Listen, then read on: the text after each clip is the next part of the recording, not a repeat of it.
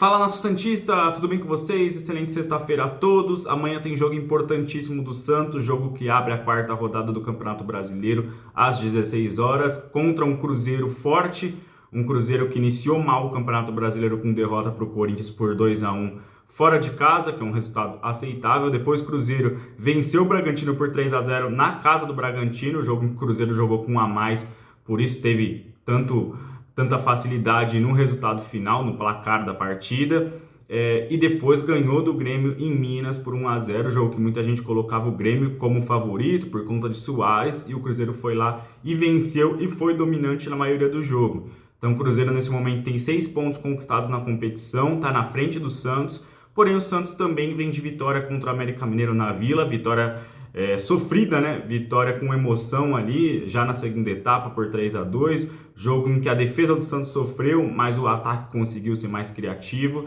Porém, teremos desfalques importantes para esse jogo, né? Então, é um confronto ali de uma equipe que tem 6 pontos, de outra que tem 4, o Santos vencendo ultrapassa o Cruzeiro, mas para mim, bom resultado já é um empate, né? Foi o que eu comentei na partida contra o Nils, né?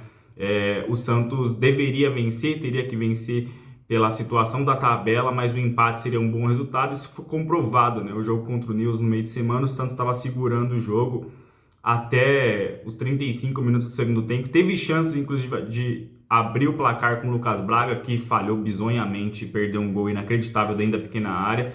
E depois conseguiu tomar, né? O Santos, se saísse com o empate, ia deixar o Nils mais colado, né? E não, empate era um bom resultado, o Santos conseguiu tomar o gol, perdeu, o que complicou ainda mais a situação na Sul-Americana. No Campeonato Brasileiro, pior ainda, porque são pontos corridos, qualquer jogo é importante, um ponto pode fazer toda a diferença, principalmente para esse elenco limitado que o Santos tem no Campeonato Brasileiro, né? Então, empates fora de casa são bem aceitáveis para essa situação atual do Santos, né? E vai jogar contra o adversário que vem embalado também na competição, com a força da torcida, provavelmente Independência vai estar lotado, o jogo não é no Mineirão, é no Independência, então complicado, ainda mais com o Santos que tem problemas na sua escalação, né? Problemas esses que são Felipe Jonathan fora, isso a gente já sabe, porque teve lesão de ligamento, vai perder a temporada inteira, só deve voltar ano que vem. Então Kevson deve ser relacionado novamente, lateral que inclusive foi relacionado acho que foi relacionado para o jogo do meio de semana contra o Nils. Soteldo, mais um problema muscular seguido. A situação do Soteldo complicou bastante, porque é um jogador que sempre volta e acaba se contundindo novamente, uma sequência de lesões que faz muita gente pensar ou não na contratação em definitivo do jogador, né? Um jogador, infelizmente, que não atua, gera desconfiança para o futuro, mas mesmo assim eu acho que meio Soteldo joga mais bola do que muita gente nesse ataque do Santos. É imprescindível a gente pensar o Soteldo 100%, não estar no Santos, perder ele para outra equipe. Tomara que o Santos não faça isso. Eu acho que a maioria da torcida do Santos está de acordo com a contratação do jogador, né? Vídeo que ele fez contra o América Mineiro, que foi responsável por empatar o jogo, fez a jogada e deu aquele passe para o Mendonça. Então, Soteldo 70% é melhor que a maioria dos jogadores de ataque do Santos, né? Outro problema que o Santos tem é a ausência do Dodi, aí um problema no meio-campo, um problema na defesa. O Dodi é o principal jogador de marcação desse time, intensidade absurda, percorre o campo todo, ajuda na armação, ajuda na defesa, mas defensivamente perde muito. E, sinceramente, os substituíveis ali do Dodi são questionáveis, bastante questionáveis, né? Porque a gente tem o Camacho brigando por posição, porém o Camacho joga quando o Rodrigo Fernandes não está em campo, quando o primeiro volante não joga. O Camacho joga de segundo volante também, já jogou até mais adiantado na carreira, só que o Camacho estava substituindo o Rodrigo Fernandes, mais como primeiro volante. Não sei se na ausência do Dodi ele vai colocar o Sandri, que é um jogador que se machucou e perdeu muito espaço.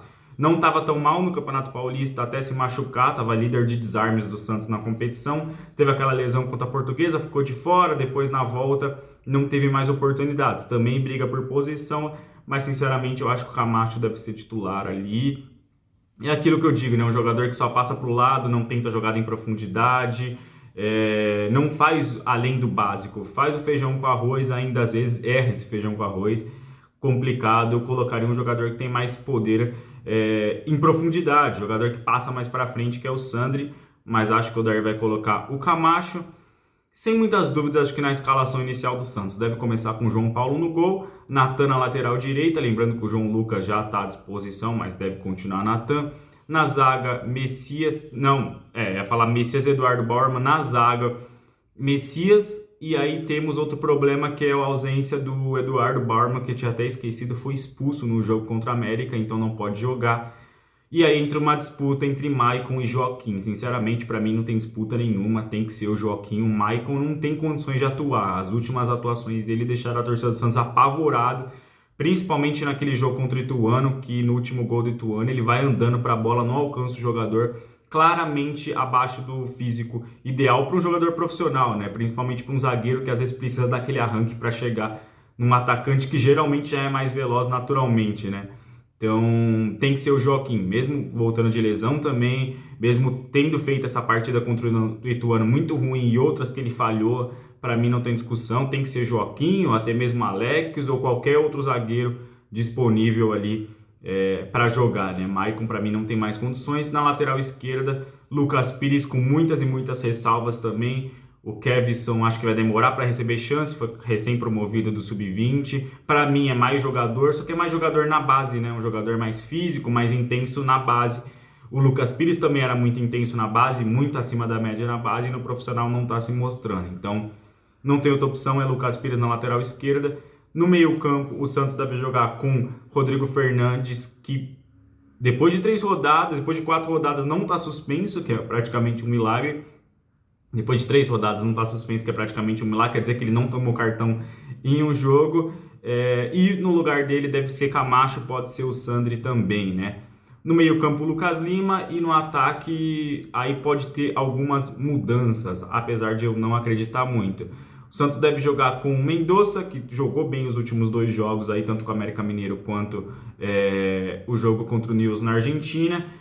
E aí, mais uma dúvida, não sei se joga Ângelo, Daniel Ruiz, eu acredito que deva jogar Daniel Ruiz e Ângelo entrando no segundo tempo, até porque não tá bem, nenhum dos dois pegaram no tranco na temporada ainda. O Ângelo um pouco mais questionado pela torcida, pela expectativa que muita gente colocou nele. O Daniel Ruiz joga pouco, mas ele joga fora de função, fica marcando lateral, jogando de ponta ali, não é muita dele, mas tá jogando por ali, já jogou um pouco melhor contra o Newell's. E na frente deve jogar o David, foi muito bem no último jogo na Argentina. David perdeu um gol cara a cara, mas de uma jogada que ele mesmo criou na individualidade, jogando sozinho. Várias vezes ele conseguiu ter superioridade sobre a defesa do Newell's ali, sem ninguém encostar nele, sem ninguém para ajudar. Então, um jogador que mostrou muita qualidade, deve ser o titular novamente. Seria até uma injustiça não ser, mas tem o Bruno Mezenga nessa disputa com ele, né? Lembrando que o Santos também não tem muita opção para meio campo, o Luan Dias está fora, teve uma lesão muscular também. O Gabriel Inocêncio pode tomar tanto a vaga de Natan quanto a vaga de Lucas Pires, porque é um jogador que joga nas duas, mas eu não acredito muito. Santos não tem tantas opções para banco de reserva, essa é a verdade, né? Então o time não deve fugir muito disso. É claro, o Ângelo deve entrar no segundo tempo, o Lucas Braga, que perdeu aquele gol bizarro, também já voltou, deve entrar no segundo tempo. Mas a escalação deve ser essa, retomando só a escalação: João Paulo no gol, Natan, Messias e Joaquim. Na lateral esquerda, Lucas Pires. No meio campo, Rodrigo Fernandes, Camacho ou Sandri. Com Lucas Lima armando a equipe. Na frente deve ser Mendonça, Daniel Ruiz ou Ângelo e David, né? Acho que o Bruno Mezenga vai ficar ali para entrar nos últimos 5 minutos, coisa que o Odair faz todo o jogo. Não sei para que contratar um jogador que você não coloca em campo. E falando de Odair Hellmann, para mim é o último teste de fogo aí do Odair Hellmann. Se não vencer contra o Cruzeiro, deve ser demitido do cargo do Santos. Será duas derrotas consecutivas. O Santos ficando na parte de baixo do Campeonato Brasileiro. O Santos quase sendo eliminado da Sul-Americana, ficando em segunda posição. Correndo o risco de ser eliminado, inclusive. Eliminado do Campeonato Paulista. Acho que a paciência tende a acabar caso o Odair perca esse jogo. Rueda disse que não, que conta com o Odair, que é o treinador até o final da temporada, mas a gente sabe como as coisas funcionam no futebol e o que os presidentes, diretores responsáveis pelos clubes falam, né? As coisas mudam de um jogo para o outro. Mas é isso, galera.